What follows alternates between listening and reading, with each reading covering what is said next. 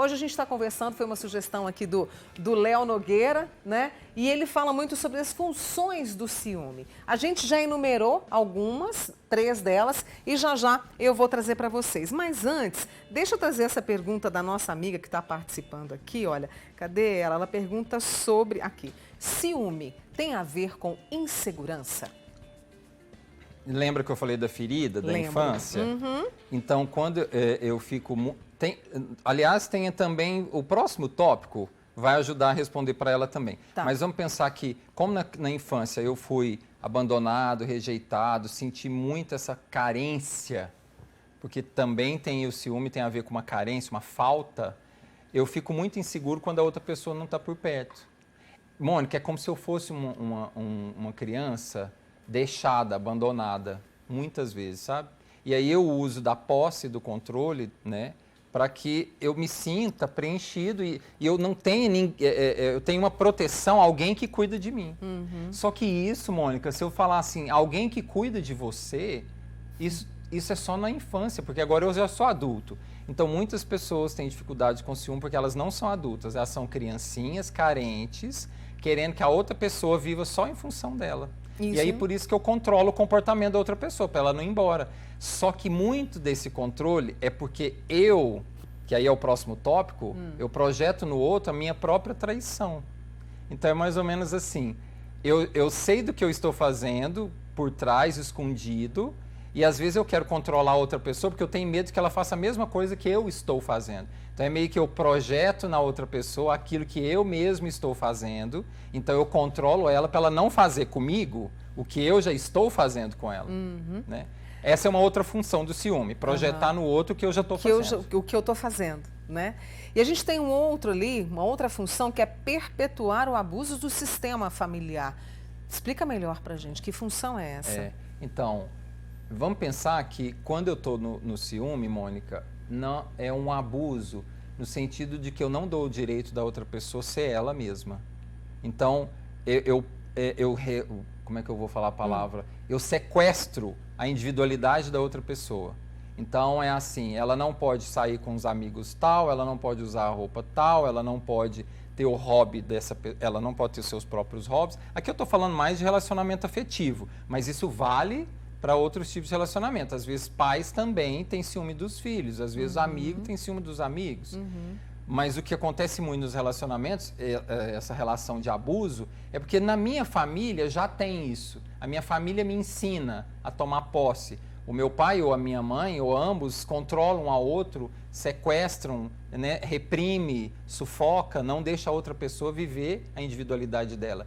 E essa é uma das grandes funções do ciúme, né? Eu não deixo a pessoa viver a individualidade dela, ter os amigos, ter os seus hobbies, ter suas preferências, ter seu corpo, ter suas roupas, o seu cabelo, eu vou lá, e eu tenho ciúme de qualquer pessoa que chega perto, às vezes é um amigo, às vezes é um vizinho, às vezes até meu filho, se chegar perto da minha esposa, eu posso ter ciúme. Então fica tão doentio que isso leva hoje lá ao feminicídio, por exemplo. Estou falando dos homens, mas também tem as mulheres, aqui eu não vou falar questão de gênero, mas a gente está falando como uma emoção que destrói os relacionamentos. E por que é um abuso? Por isso, na minha família já tem, então eu meio que perpetuo. Na minha família isso é comum, um controlar o outro, um tomar posse do outro. Aí eu também faço da mesma forma. Isso que perpetua. Então eu faço como meu pai, eu faço como a minha mãe. Olha só, eu tenho aqui uma amiga lá do bairro Minas Gerais, ela falou, Mônica, eu sou ciumenta em muito. E ela disse que não confia em homem nenhum, porque nenhum olhar torto já é motivo de desconfiança para mim. Ela já foi traída várias vezes, aí a confiança, né, para o próximo relacionamento foi abaixo. Ela sonha, o sonho dela foi ter um marido, né? Foi ter um companheiro ali, mas isso foi muito frustrado e hoje ela decidiu de entrar em qualquer relacionamento. Também não é a saída, também não é a saída. A saída para ela é procurar um apoio, eu vou dar essa sugestão, né? Um apoio no autoconhecimento. Por que eu vivo entrando nesse tipo de relacionamento? O que acontece comigo, com os meus tipos de escolhas? Como é que eu fico selecionando as pessoas? Você já viu eu não posso dizer isso só dela, porque eu não conheço a história dela.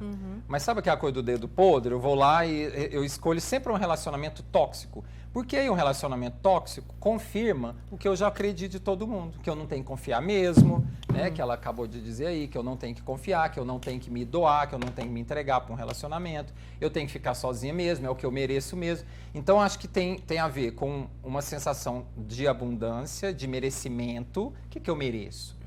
E aí ela tem que pesquisar na história dela o que acontece na história dela, que maneira que ela, como que ela faz para selecionar os parceiros. Isso dói, mas é preciso, é autoconhecimento, É né? autoconhecimento, Mônica. E aí a gente não é nosso objetivo hoje, mas eu ia falar assim, quando a pessoa percebe que está muito doentia, como ela disse, eu não consigo, porque ela fica numa insegurança, numa desconfiança o tempo todo, aí ela precisa tratar isso. Já não é mais com a outra pessoa.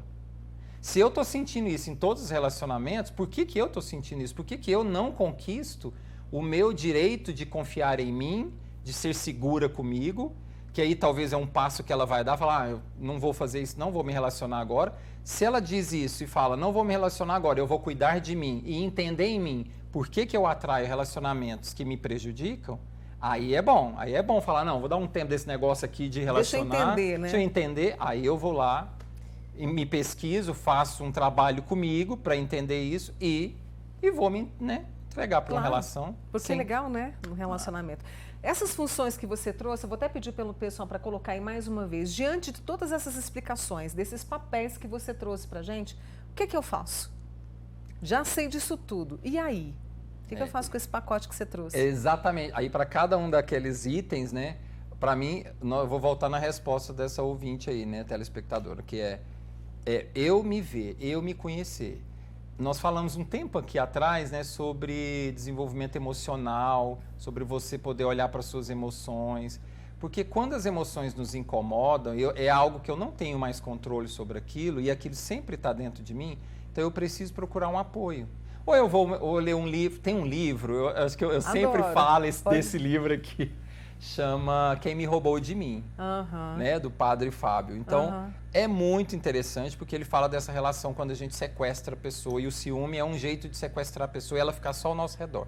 Então, acho que leituras que têm a ver com o assunto, para eu adquirir consciência, informação sobre aquilo, que é educativo.